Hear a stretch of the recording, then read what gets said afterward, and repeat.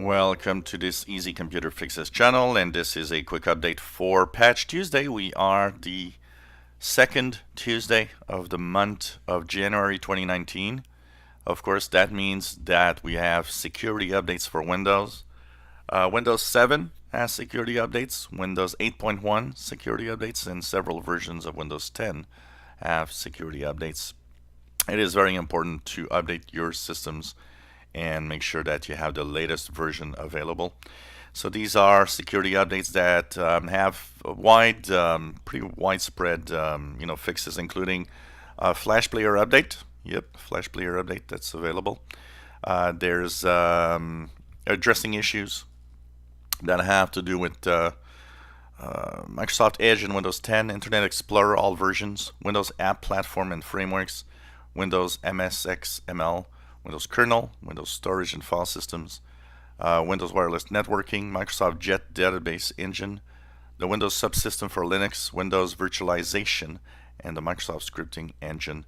There's also, for some users on Windows 10, I believe, some fixes that actually fix a few bugs that were discovered within the system. So if you're on Windows 7, you've still got, of course, a year of patches left. Don't worry and don't hesitate to install them. This will keep your Windows operating system really up to date and secure. I always hear these people that still think that Windows updates are not necessary. They are, and it's very important that these are actually installed right now.